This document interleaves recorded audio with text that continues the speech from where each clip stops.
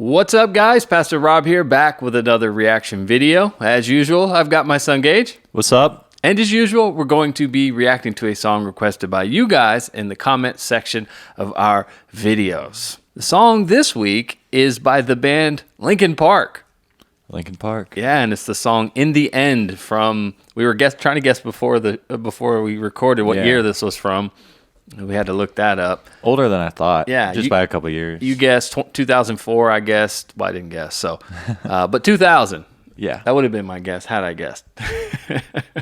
So of course I, was alive in the 2000s, and if you were alive in the 2000s, in the year 2000 specifically, you heard this song. So this is not a new song for me to hear. Yeah. I've heard this song plenty of times too. Okay, good. I think you'd have a harder time finding someone who hasn't heard it. Right. So I think it had 1.9 billion views or something on YouTube. Wow. So yeah. So I imagine you're right. It'd be hard to find someone who hasn't heard it.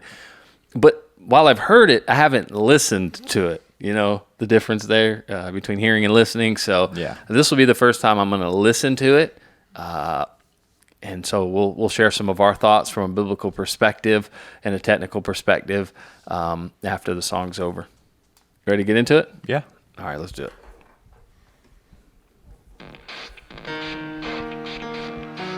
Not sure I've seen the video before, to be honest. No, never seen this. If I have, I don't remember.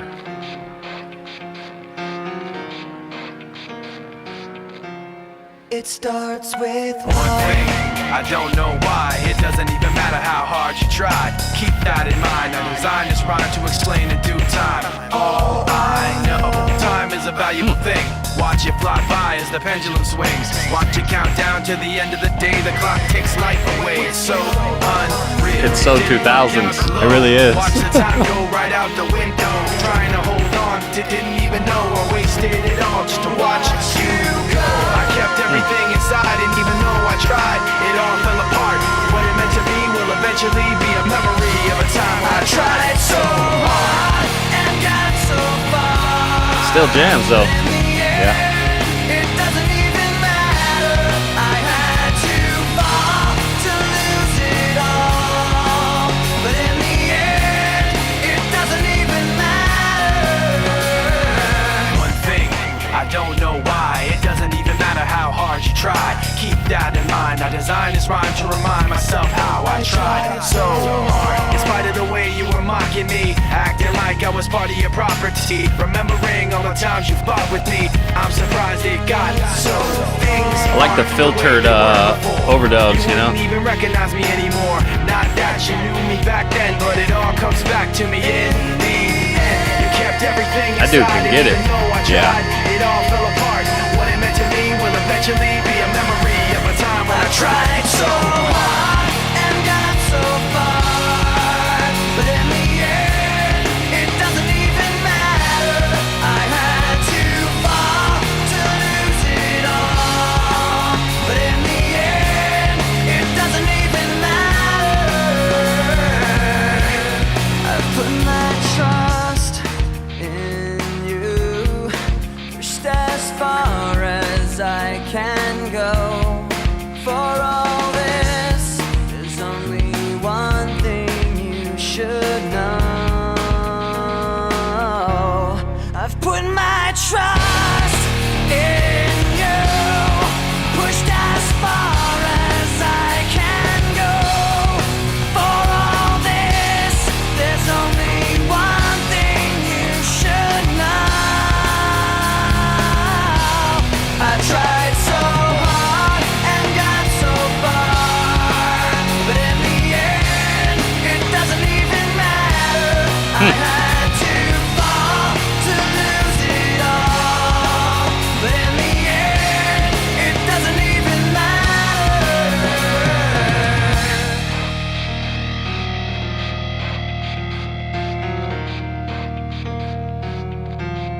That piano lick is just classic.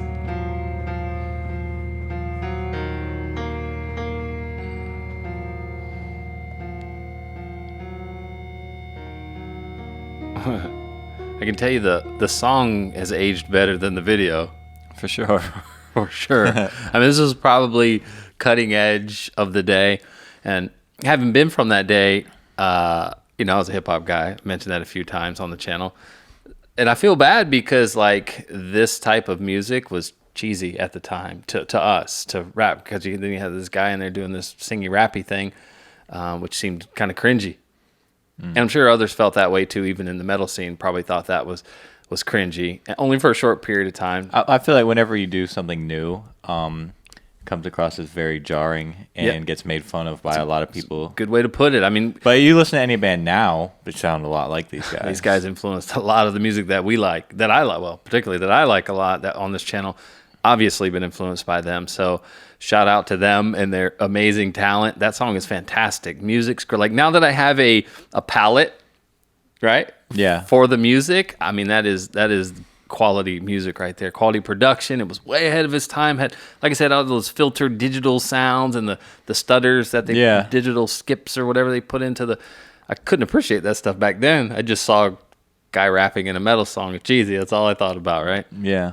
Man. So yeah. So hats off to those guys and the music that they create. What do you think of the song from your perspective when you hear it? It was good. There was a couple things I noticed that I don't think I'd ever picked up on before. Mm-hmm. But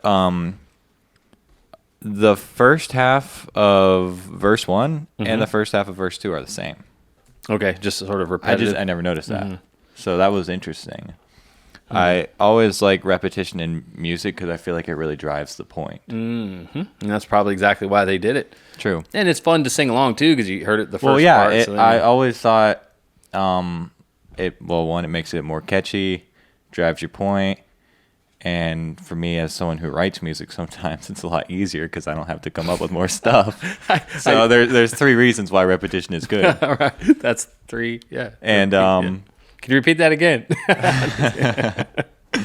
And then the bridge. I don't think I'd ever heard the bridge, or at least not paid enough attention to the part close to the end there where he sings by himself. I've put my trust in you. Push as far that part. He sings it twice. First time's like more calm, and then it builds up back into the chorus, which is pretty cool. So it's interesting because, like I said, I've heard the song but didn't listen, or whatever I said. I can't remember what I said. I listened, didn't hear. I don't know. Whatever the thing is, and hearing the lyrics now is a lot different. What do you just? I know you haven't thought about this, but what do you get from those lyrics? What do you think the main idea? They're pretty of the song hopeless lyrics for sure. Mm-hmm. Definitely sad. More of a depressive song. Yeah, I mean, there's 2 ways I can kind of look at it. Obviously, depressing, pessimistic. Yeah, for nothing sure. matters. Or I mean, it's almost like it could be about somebody. For sure, because he's definitely talking to somebody. Like in the rap part, he said, "I designed this rhyme," which is always the cheesiest thing to put in a. Yeah. I designed this rhyme on the microphone. Listen to my rhyme, yo. Listen to my rhyme, yo. But anyway, I designed this rhyme to remind myself how I tried so hard in spite of the way you, so specifically somebody. He addresses you a couple times, even in the chorus. True. Or, no, not in the chorus. The way you were mocking me. And the bridge. Acting like I was part of your property. So is this a relationship with a female, or maybe it's a parent? Remembering all the times you fought with me. So again, there's somebody, they were being mistreated in that relationship. I'm surprised it got so far. Things aren't the way they were before. And then they've grown in some ways. You wouldn't even recognize me anymore. Not that you knew me back then, but it all comes back to me. Oops, dropped my pen. But it all comes back to me in the end. So, I don't know what he means by not like he knew me back then. Well, it's saying like the fact that you mistreated me means you really didn't know me. Yeah, right? okay, yeah. Like you wouldn't. So it's interesting to say you wouldn't recognize me anymore. Not that you even knew who I was back then. Okay, right? Yeah, just basically saying you didn't even. There was nothing there to begin with, and if there was, you certainly wouldn't recognize me today, who I am.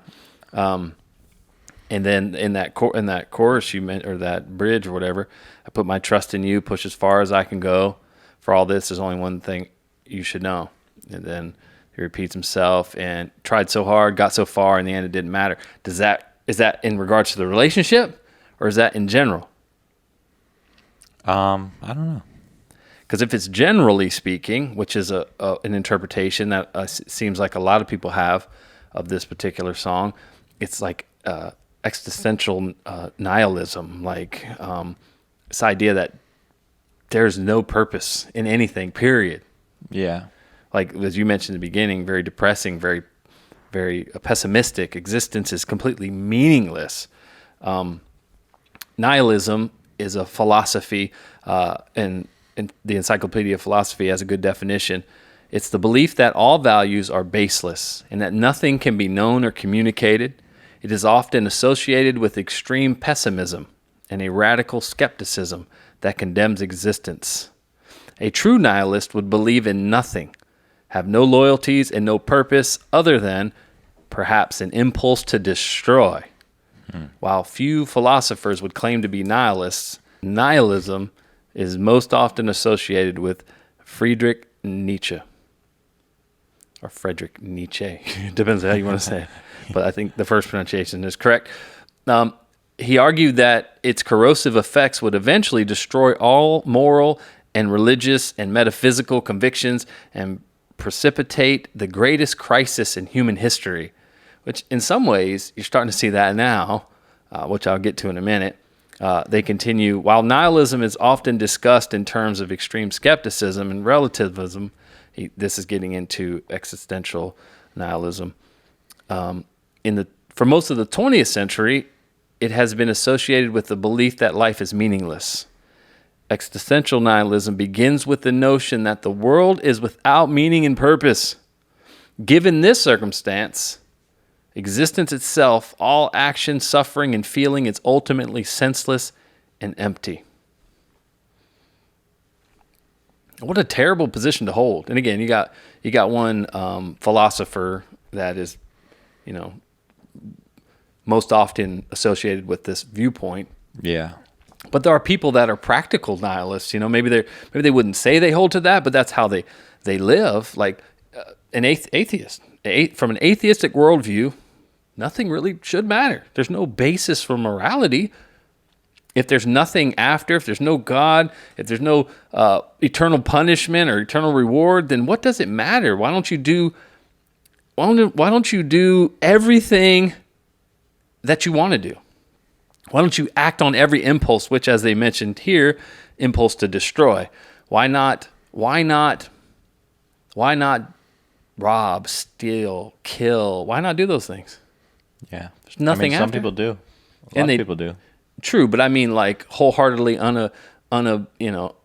unrestrained. Yeah.